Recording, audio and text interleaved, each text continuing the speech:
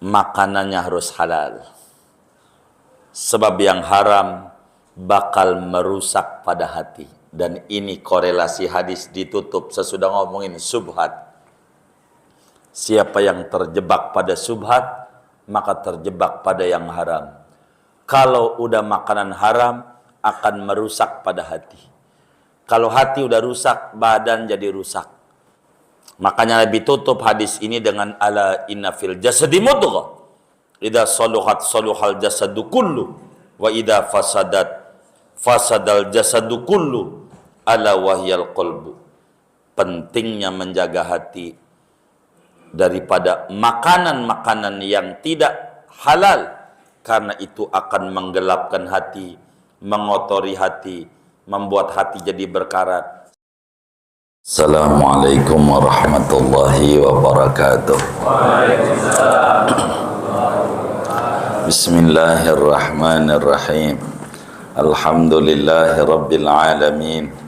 Wassalatu wassalamu ala sayyidil awwalin wal akhirin, sayyidina wa maulana Muhammadin wa ala alihi wa sahbihi ajma'in. Allahumma inna nastahdika li arsyadi amrina wa zidna ilman yanfa'una. Qala al-imamul muallif rahimahullah an Abi Abdillah An-Nu'man ibn Bashir radhiyallahu anhu maqal.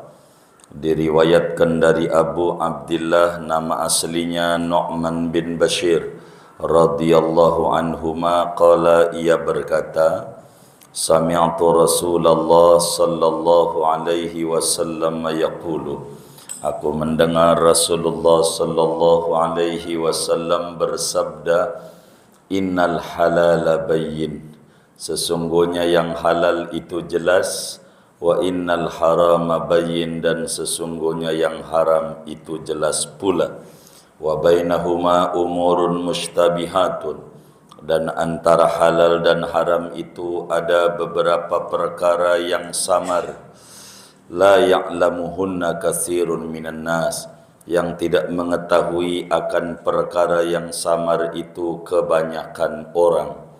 Faman ittaqa syubuhati faqad istabra'a lidinihi wa 'irdihi, siapa orang yang menghindari akan barang subhat, maka sungguh ia telah membebaskan bagi agamanya dan kehormatannya. Wa man waqa'a fi syubuhati, siapa orang yang terjebak pada perkara yang syubhat, waqa'a fil haram, niscaya ia terjatuh pada yang haram. Karra'i yar'a haulal hima, seperti orang yang menggembala, yang ia menggembala di sekitaran tanah larangan raja. Yushiku an yarta'a fihi, hampir-hampir bahwa ia masuk pada tanah larangan raja. Ala wa inna likulli malikin himan, ketahuilah sesungguhnya bagi tiap-tiap raja ada tanah larangannya. Wa ala wa inna himallah maharimuh, ketahuilah bahwa tanah larangan Allah itu segala yang diharamkannya. Ala wa inna fil jasadi mudghah, ketahuilah sesungguhnya pada tubuh itu ada segumpal daging. Idza salahat salahal jasadu kullu, apabila baik maka baiklah badan itu seluruhnya. Wa idza fasadat fasadal jasadu kullu, apabila rusak maka rusaklah badan itu seluruhnya. Ala wahyal qalbu, ketahuilah itu namanya hati. Rawahul Bukhari wa Muslim, hadis riwayat Bukhari dan Muslim. Wallahu a'lam bissawab. Saudara sekalian yang mulia, malam hari ini kajian kita akan menutup pembahasan hadis ke-6 daripada hadis Arba'in An-Nawawi pada kalamnya Rasulullah sallallahu alaihi wasallam, ala inna fil jasadi mudghah idza salahat salahal jasadu kulluh wa idza fasadat fasadal jasadu kulluh ala wahyal qalbu. Saudara sekalian, kata Nabi bahwa di dalam tubuh kita ini ada segumpal daging yang menjadi sentral dari seluruh organ tubuh kita, sehingga bila mana daging itu baik, maka seluruh tubuh menjadi baik adanya. Namun sebaliknya, bila rusak, maka seluruh tubuh pun juga akan dipandang rusak. Dan daging itu disebut qalbu. Qalbu yang bahasa Indonesianya jantung. Jantung, tapi qalbu yang dimaksud latifah rabbaniyah yang ada pada jantung, bukan jantungnya. Kalau hati, liver. Kalau hati kita ini heart, my heart gitu. Itu jantung, kayak buah sonubar. Jadi Rasulullah sallallahu alaihi wa alihi wasallam menjelaskan bahwa di dalam tubuh kita itu ada yang pangkatnya kayak raja, yaitu qalbu. Tangan, kaki, mulut, mata, telinga itu rakyat. Yang namanya rakyat akan mengikuti titah sang raja. Bila mana raja ini menyuruhnya baik, maka rakyat itu akan menjadi baik adanya. Bila mana sebaliknya, maka rakyat itu juga sebaliknya. Itulah yang disebut qalbu. Apa saja dari tindak tanduk manusia ini, semuanya berpulang pada qalbu. Allah subhanahu wa ta'ala tidak pandang rupa kita, ganteng jelekkah kita. Tidak pandang juga tentang tubuh kita, pendek tingginya, casing tidak dipandang. Tapilah yang Allah pandang adalah qalbu, adalah hati. Sebab inilah hati yang harus dilihat. Hati ini macam-macam. Ada namanya qalbun salim, hati yang sehat. Ada namanya qalbun marid, hati yang sakit. Ada namanya qalbun mayyit, hati yang mati. Maka segalanya ini bersumber pada ini, pada hati. Tindak tanduk orang semuanya pada hati. Apa saja yang dilakukan oleh manusia secara jujur, segalanya perintah dari hati. Dari hati. Sehingga untuk menerangkan hadis ini, betapa pentingnya kita untuk mendandani batiniah, supaya batiniah kita lebih baik daripada lahiriah kita. Di dalam Al-Quran, manakala disebutkan kata batin dan kata lahir, dari mulailah awal Al-Fatihah sampai ujung An-Nas, tidaklah Allah sebutkan melainkan diawali dulu dengan kata batin. Ya'lamu ma tusirruna wa ma tu'linun. Allah tahu batiniah dan lahiriah kamu. Batin dulu. Saking pentingnya batin, dalam lagu Indonesia Raya saja, bangunlah jiwanya, baru kemudian bangunlah badannya. Apa yang dimaksud dengan bangunlah jiwanya? Dalam lagu Indonesia Raya, maksudnya bangunlah orangnya. Kalau dalam lagu itu. Baru bangunlah negerinya. Jadi SDM-nya dulu yang harus dibangun. Orangnya dulu biar benar. Gampang tempat mau pindah di mana aja gampang.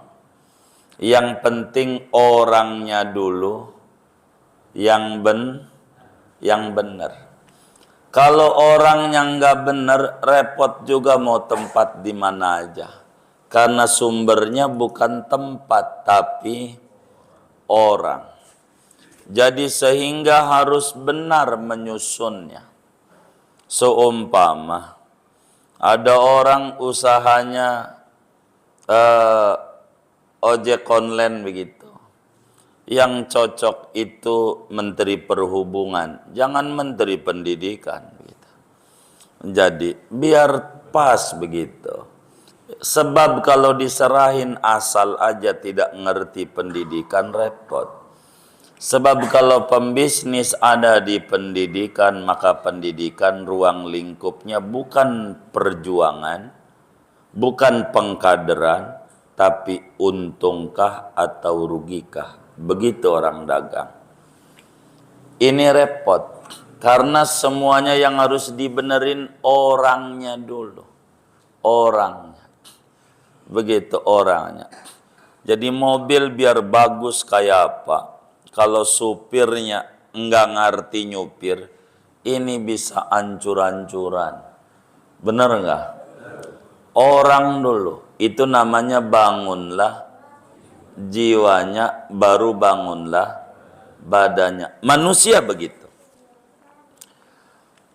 Di dalam kita bahagia atau sedih, hubungannya bukan pada fisik. Jangan dikata orang yang rumahnya gede, hidupnya enak. Orang yang tinggal di petakan sempit susah, belum tentu. Karena urusannya pada hati. Bisa jadi ada orang yang rumahnya gede banget, kamarnya aja segede Alphard, kamar doang. Belum ruang tamu. Tapi Sabtu Minggu ke puncak, Sabtu Minggu ke puncak. Ngapain bang? Sumpek gue. Yang sumpek apanya? Iya. Begitu. Jadi ini bermasalah. Begitu. Maka hati ini yang dikomentari oleh agama. Segalanya berangkat dari hati. Orang sebut melahirkan mindset. Ini hati. Hati dulu. Kalau hatinya waras, enak. Hati dulu. Jangan bungkus. Bungkus. Hati dulu. Kenapa ada orang melihat kopi enggak asam urat?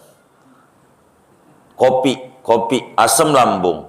Kalau kopi apa? Asam lambung. Melihat lagi sop iga kolesterol. Dikasih lagi sate kambing darah tinggi. Kasih lagi emping asam urat. Kasih lagi kangkung asam urat. Kasih lagi duren darah tinggi. Ini dari mana muncul nih? Hati. Hatinya rusak. Orang nikmat Allah kok. Yang munculin kopi itu Allah. Kalau Allah kagak tumbuhin mau kagak. Bila hatinya ini adalah nikmat dari Allah, sehat. Minum kopi habis berapa gelas juga. Begitu. Bila nganggap ini emping adalah nikmat dari Allah, kayak orang Rangkas Bitung, sehat juga. Makanya meninjau emping, ninjau emping jadi juga. Enggak semurat juga enggak. Begitu enggak.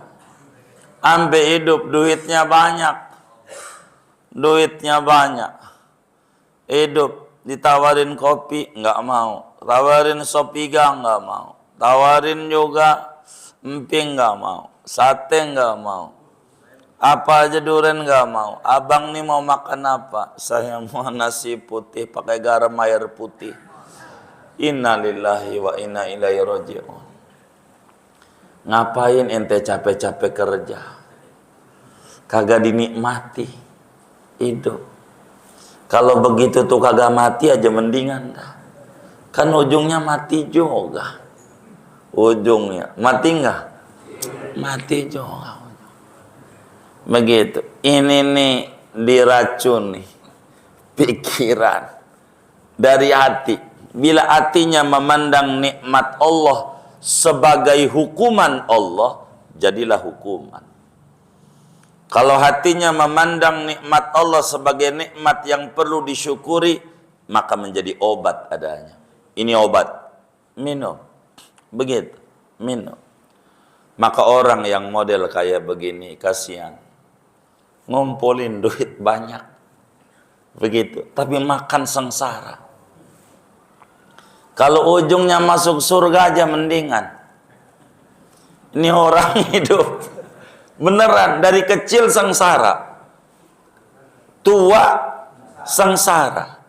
Ini aja udah musibah besar.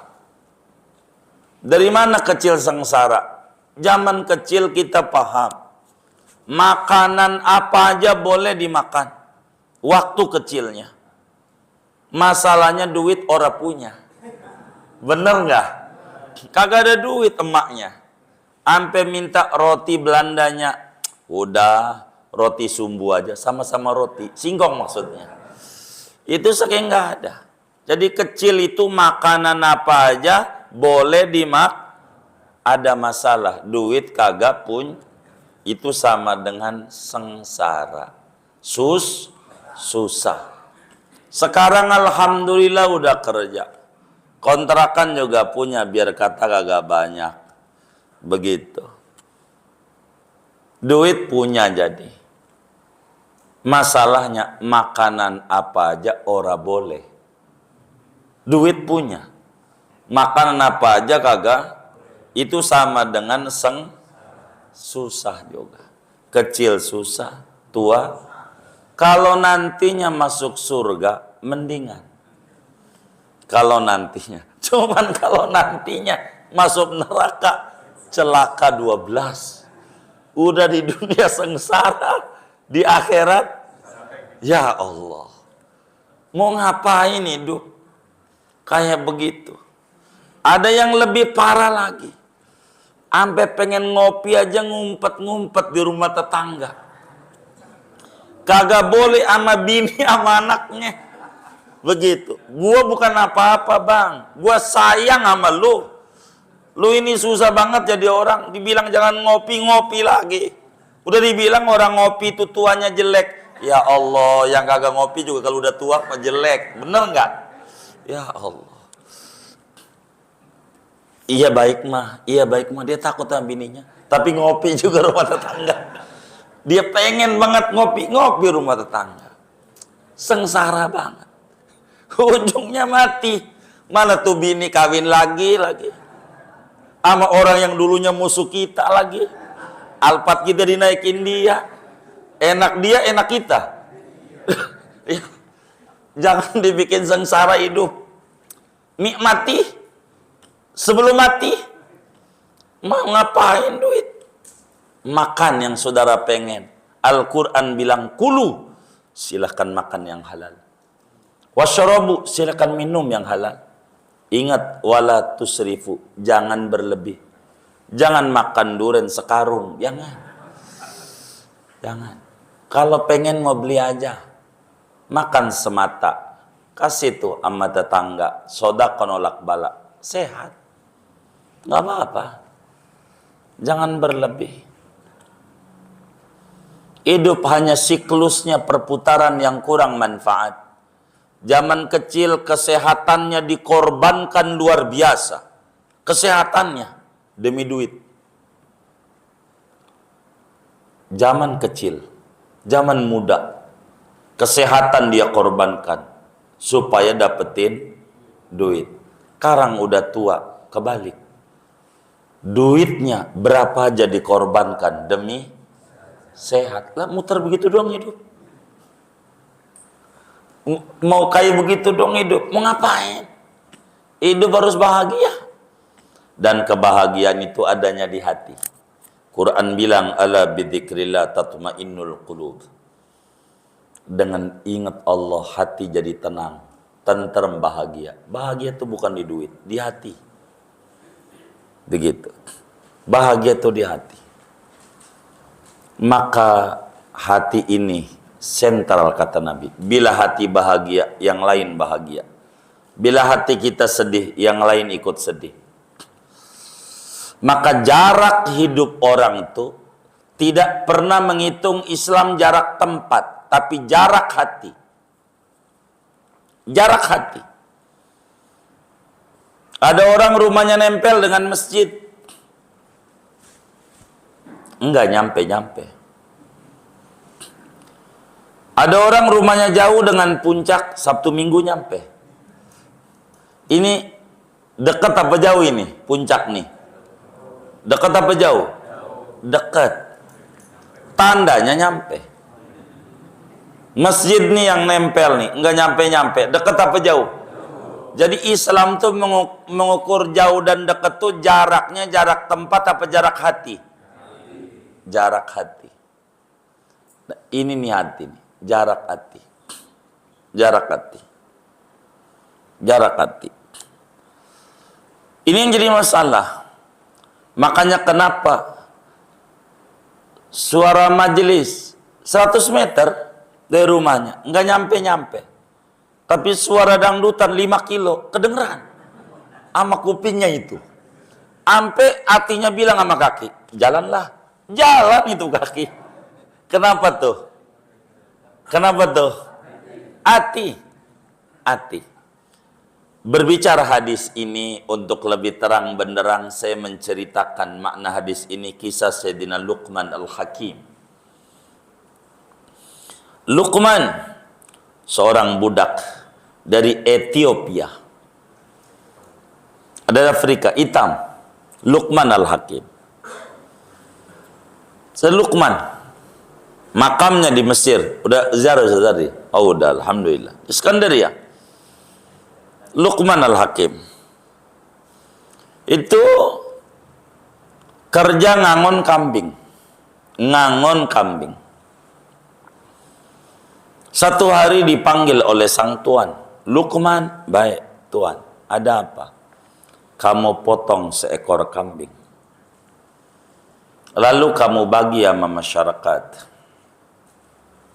yang enggak enak, yang paling nikmat buat saya. Pada pelit ini tuan.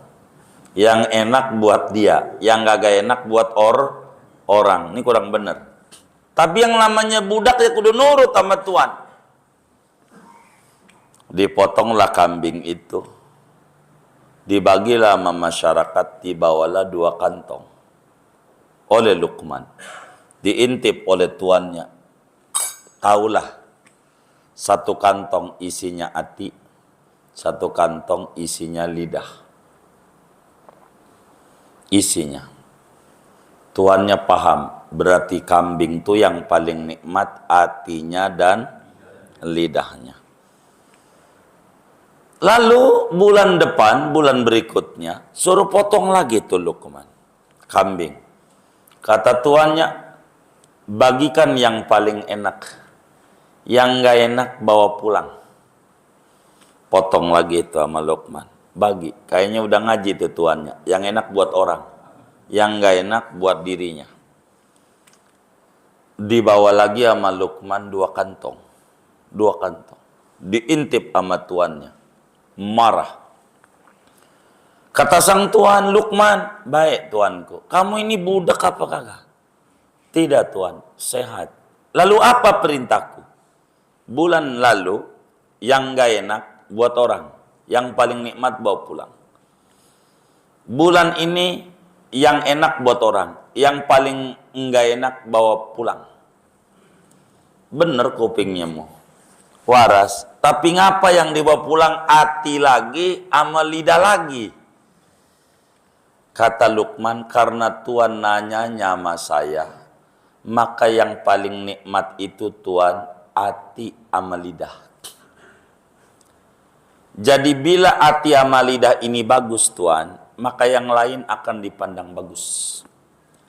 Bila hati dan lidah ini busuk Tuhan, maka yang lain dipandang busuk. Kaget sang Tuhan, berarti karyawan saya ini bukan orang sembarangan. Wali ini mah berbicaranya. Jadi akhirnya dimerdekakan Luqman. Karena ternyata konsennya dia penataan hati dan pendandanan lidah. Maka lidah dan hati ini terhubung. Semuanya berangkat daripada apa yang Nabi kita sabdakan. Sesungguhnya dalam tubuh ada segumpal daging. Itulah hati. Kalau bagus yang lain bagus. Kalau busuk yang lain busuk adanya. Hubungan lidah dan hati seperti hubungan teko dan mulut teko. Ada teko, ada mulutnya. Maka yang namanya teko akan keluar dari mulut teko apa yang ada di dalam teko. Kalau di dalamnya kopi, waktu dituang keluar kopi. Kalau di dalamnya susu, waktu dituang keluar susu. Waktu dituang. Kalau di Maharta, ada enggak teko di dalamnya susu? Waktu dituang keluarnya kopi. Ada enggak? Halo, ada enggak? Hah? Di dalamnya nih susu. Tapi waktu dituang keluar dari mulut tekonya kopi. Ada enggak? Hah? Enggak ada. Ada enggak di Maharta? Walaupun mulut gua judes, hati gua baik. Ada enggak? Lah katanya enggak ada tadi. Ada enggak? Enggak ada. Kalau di mulutnya judes, emang juga hatinya judas. Segalanya berangkat dari hati. Kalau di dalam hatinya yang ada ujaran kebencian, maka keluar dari mulut juga ujaran kebencian. Enggak bakalan enggak. Kalau di dalamnya isinya baik, keluar dari mulut juga baik. Maka segalanya berangkat daripada hati. Hati. Maka mulut ini apa? Mulut itu bahasa kampungnya sedekah. Sedekah. Dan orang tidak bakalan sedekah kecuali yang dia punya. Yakin itu. Orang gak bakalan sedekah kecuali yang kita punya. Ada orang sedekah nasi uduk, berarti yang dia punya nasi uduk. Ada orang sedekah baju, yang dia punya nasi uduk apa baju? Ya baju, orang sedekahnya baju.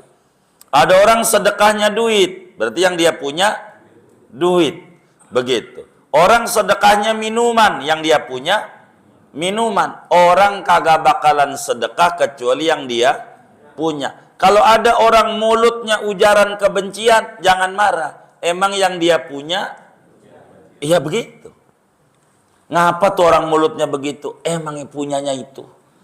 Kalau punyanya yang bagus-bagus, nggak bakalan keluar kayak begitu tuh. Nggak bakalan. Jadi biasa aja. Dia habis ngata-ngatain kita, malamnya ngorok aja. Kita memikirin mulu, kurang ajar ya. Pada dulu waktu gua jadi RT, gua tolongin tuh dia. Tapi ngapa dia sama gua kayak begitu ya? Miring kanan, miring kiri, sampai jam 1 nggak bisa tidur. Yang kita pikirin tuh ngapain malamnya? Ngorok. Nih kita nggak bisa tidur nih. Ulah dia, ulah kita. Hah? Ulah dia, ulah kita. Ngapa dikerjain? Buang. Yang bagus-bagus saja. Biar sehat. Enggak ada saudara penyakit yang ada di badan kita ini kalau mau jujur sumbernya dari diri kita. Sumbernya dari diri kita. Macan sama tikus kalah. Rumus yang tidak pernah ditemukan tapi terjadi. Macan kan raja hutan, singa, gede sama tikus kalah. Dari mana? Ini konsep hadis kita. Itu tikus nyamperin macan. Kata tikus, macan biar lu kata raja hutan, singa kalau bahasa Indonesianya itu. Kau ini berkata raja hutan, jujur gua bisa ngalahin ente. Ente bakal mati sama gua. Itu singa berkata, bagaimana? Ente jangan ngecilin ente. Tunggu 40 hari. 40 hari lagi, kita bertanding sama ente. Ente bakalan mati. Kalau kagak mati, potong kuping saya. Tuh kata tikus. Coba. Luar biasa enggak? Luar biasa enggak? Luar biasa. Habis ngomong begitu tuh tikus pergi. Itu macan mikir. Itu tikus punya ilmu apa ya? Silatnya apa? Beksi dia, beksi ya. Dia berani nantang saya. Udah 2 hari, ini tinggal 38 lagi. Dia mikirin, ini tinggal 37 lagi.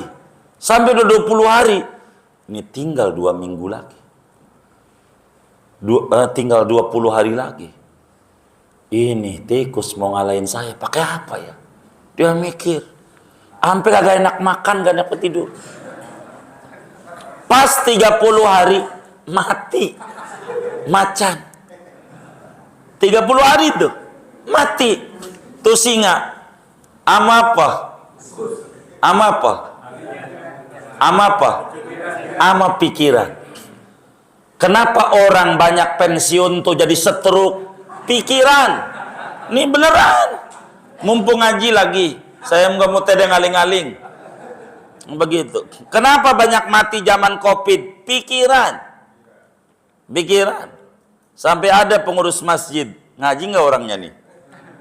WA sama saya itu panjang lebar, minta maaf, minta redo, bila ini, bila itu, panjang banget. Kata saya telepon balik, ada apa Pak?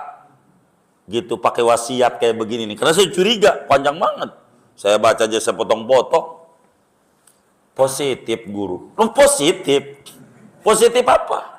Ini. Ente telepon opik, bilang suruh saya. Minumnya begini. Minum. Ketemulah di majelis itu. Dia nyengir-nyengir. Enggak apa-apa guru. Begitu. Coba. Tadinya udah. Mau ngapain? Itu segalanya pikiran. Pikiran. Dan ini yang kita biasa kerjakan. Kolbu ini jangan sampai mati. Mohon maaf kalau saudara ini punya cicilan, punya segala macam. Ini saya atur hidupnya supaya bahagia. Kita masih punya sangkutan di bank-bank, masih punya sangkutan. Bagaimana ini biar nggak stres? Cek harta kita. Ada nggak kita masih punya kontrakan dalam tanda kutip? Oh punya, jual. Jangan bertahan dengan utang, tutup dulu. Karena yang bikin kita tambah terpuruk utang itu. Karena apa? Diracunin di otak. 20 hari lagi jatuh tempo. 10 hari lagi. Kita nggak bisa kerja. Ini terus habis otak kita. Akhirnya kita mati dengan sendirinya. Karena kita bagaimana ini, akhirnya kerja malas. Karena kita teracuni. Dan ini jadi penyakit. Maka saya itu sama dokter lebih demen sama mantri-mantri zaman dulu. Secara jujur. Dibanding dokter belakangan. Mohon maaf gitu. Mantri yang dulu cakep. Ngadepin pasien itu. Ngelihat orangnya. Ini tampangnya dari Betawi nih. Langsung. Kenapa? Begitu tuh dokter. Ini kaki ini. Nggak apa-apa. Tetangga saya lebih parah dari ini. Sembuh. Ini ringan. Tuh jadi sembuh semangat. Ini mau belum apa-apa dibuka. Bapak ini ada jantung. Ada liver.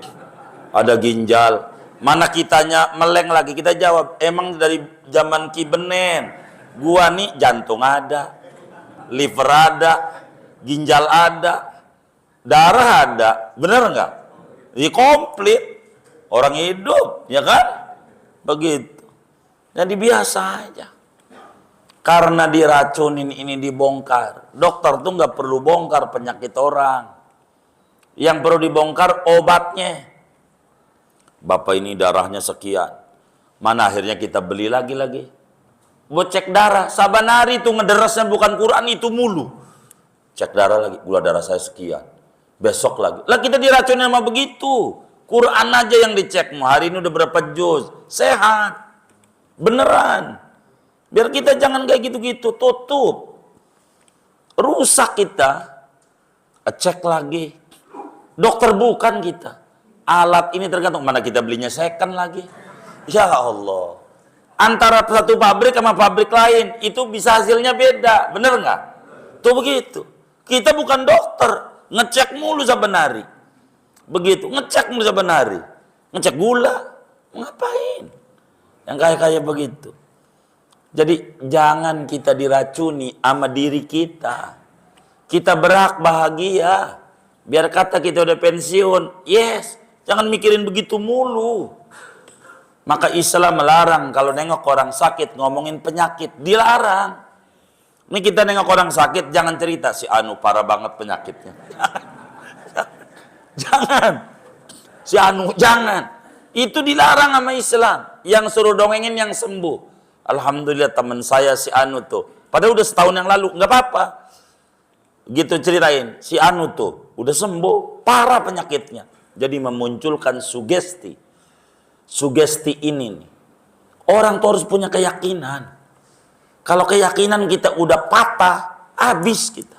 Nggak bisa berbuat apa. Dan keyakinan ini adanya pada qalbu.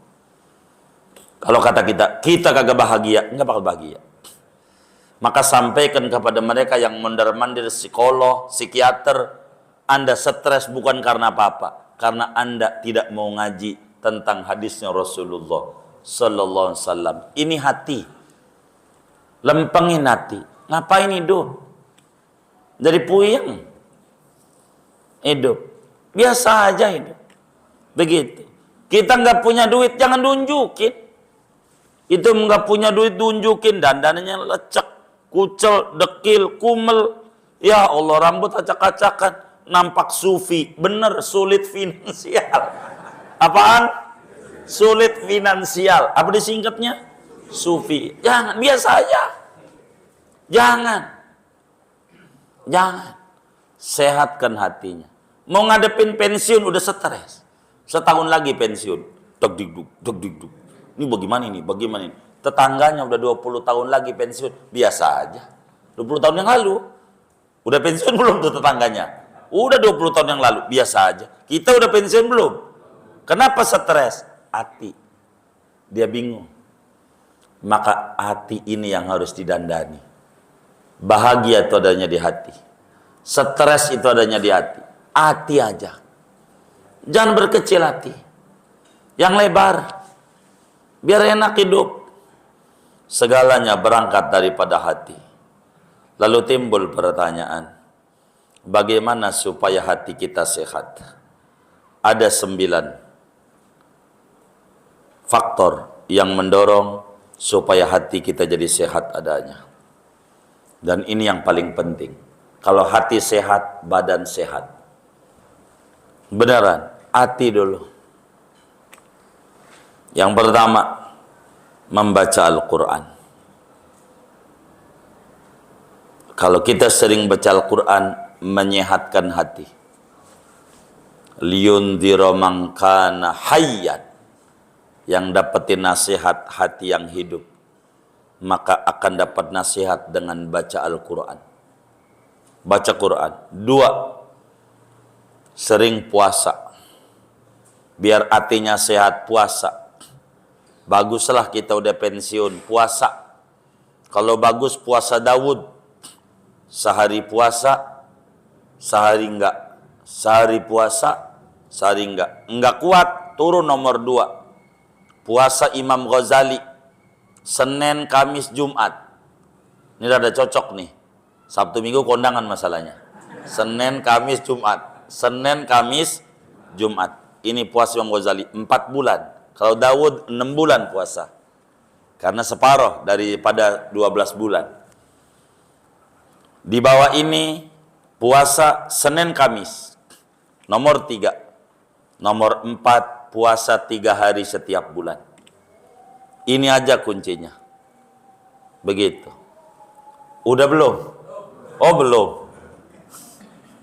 Oh belum. Baik. 3. Malamnya bangun. Malam. Meleklah kalau jam 3. Terserah. Tahajud ke. Walaupun 2 rakaat. Malam. Yang kita bisa apa ke. Asal malam tuh bangun. Karena ini menyehatkan hati. 3. 4. Berzikir menjelang subuh. Baca aja subhanallah bihamdihi subhanallahil azim astaghfirullah. La ilaha ya hayyu ya qayyum. La ilaha illa anta. 40 kali. Itu zikir. Banyak beristighfar. Kenapa menjelang pagi? Allah bilang, adakah yang butuh? Ku beri. Adakah yang minta ampun? Ku ampuni. Kalau udah jam 3 menjelang subuh. Keempat, kelima, bergaul dengan orang-orang soleh. Sering hadir di majelis taklim. Nanti kalau di majelis taklim enak ngobrol sama temen. Yang tadi di rumah mumet nih, kalau udah ngaji enak ngobrol sama temen. Pas ngobrol nih, di hati ngomong, dah gua kira gua parah, ternyata dia lebih parah dari gua lagi. Tuh kadang ngobrol, cuman gak berani diomongin doang. Begitu. Tuh, jadi syukur akhirnya, syukur. Bergaul sama orang soleh, ketarik jadi soleh. Demen ngaji itu bagus, jadi sehat di pikiran. Ini penting. Keenam, banyak diam. Daripada nggak ada manfaat, tangan jangan kutak-katik nulis status yang gak manfaat. Nggak usah. Mulut, udah. Diam aja. Biar sehat. Diam. Kagak bisa diam, udah pesan saya tidur aja. Habis sholat subuh tidur, bangun dohor. Sholat dohor, habis sholat dohor tidur, bangun asar. Habis sholat asar tidur, bangun maghrib. Itu bakal jadi sehat. Dengan begitu. Karena kalau melek ngomongin orang mulu, udah begitu aja. Cuman pahami. Kalau ini yang ditempuh, namanya bukan tidur, tapi latihan mati. Namanya apa? Latihan mati. Enggak usah pakai latihan mati. Ntar juga mati. Begitu. Biasa aja. Manfaatin hidup harus berkarya. Ketujuh, kita mengurangi pergaulan dengan orang yang tidak baik. Batasi pergaulan. Kita udah pensiun, mohon maaf, bergaulnya sama yang pensiun. Jangan pensiun bergaulnya sama yang kerja, akhirnya dia nyesel. Begitu. Ngapa gue pensiun? Sama yang pensiun. Dia aja udah puluhan tahun biasa aja, ngapa gue baru setahun doang kayak begini amat. Gitu, masih cakepan dia. Padahal dia dulu di kantornya anak buah gue, tapi biasa aja. Begitu. Biar mantap. Begitu. Jangan asal kita. Begitu. Kedelapan, jangan banyak kongkoh-kongkoh. Dengan orang memperbincangkan yang kurang berfaedah, politik segala macam, gak usah. Biasa aja. Teman kita aja dia ngadu. Ada temennya mukanya murung, kucel, ini ngobrol berdua. Ini bagus. Dinasihati. Kata dia, kenapa lo mukanya murung? Kayaknya sedih banget. Gue ini hidup pegel. Ngapa lo pegel? Hidup jadi beban keluarga mulu dari dulu sampai sekarang. Capek. Kata temannya diusap pundaknya. Sabar bro. Masih mending lo. Mending dari mana? Dari dulu gue beban keluarga. Ada lo sekeluarga beban negara. Kata dia. Nih. Jangan dicap. Ini temennya. Jadi ngomongin yang gak penting gak usah. Gak usah. Masih banyak yang penting yang perlu diomongin. Saya ajarin anak majelis tuh kalau dia dikerjain habis dohor, la ilaha illallah al malikul haqqul mubin. yang penting belum asar. 100. Habis asar, la haula wala quwata illa billah. 100, yang penting belum maghrib. Jelang maghrib, Rabbighfirli wali widaya atau astaghfirullah wa atubu ilaih. 100. Maghrib. Isya, hasbunallah wa ni'mal wakil. 100. Subuh, subhanallah wa bihamdihi subhanallah astagfirullah. 100. Ini aja bila dijalanin sehat dohir batin, sampai kantong-kantongnya sehat beneran, asal diamalin. Ini buat apa itu diajarin dikir, suruh wirid, suruh ini? Biar kita nggak fokus sama omongan begini begitu, capek hidup. Biar kita manfaat, sayang kita. Begitu. Kesembilan, ini yang paling pokok, makanannya harus halal. Sebab yang haram bakal merusak pada hati. Dan ini korelasi hadis ditutup sesudah ngomongin subhat. Siapa yang terjebak pada subhat, maka terjebak pada yang haram. Kalau udah makanan haram, akan merusak pada hati. Kalau hati udah rusak, badan jadi rusak. Belum pernah ditemukan maling nih, punya pikiran, besok malam minggu ngaji di mana ya? Ada nggak maling punya pikiran begitu? Ada nggak? Kenapa nggak ada? Sumbernya dari yang haram. Yang ada juga besok malam minggu operasi keman. Tuh.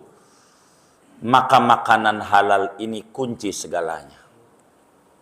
Makanya Nabi tutup hadis ini dengan ala inna fil jasadi mudghah. Idza saluhat saluhal jasadu kullu wa idza fasadal jasadu kullu ala wahyal qalbu. Pentingnya menjaga hati daripada makanan-makanan yang tidak halal, karena itu akan menggelapkan hati, mengotori hati, membuat hati jadi berkarat, sehingga pikiran kita, kesehatan badan mulu yang ditensi, bukan iman, badan mulu. Iman yang buat kita kubur, yang harus kita tensi, bukan badan. Supaya kita sehat. Ini adalah kunci, saudara. Oleh karena itu, hati benar-benar sentral segalanya. Jaga kesehatan hati dengan 9 perkara ini. Hidup kita akan betul-betul berlimpah kesehatan.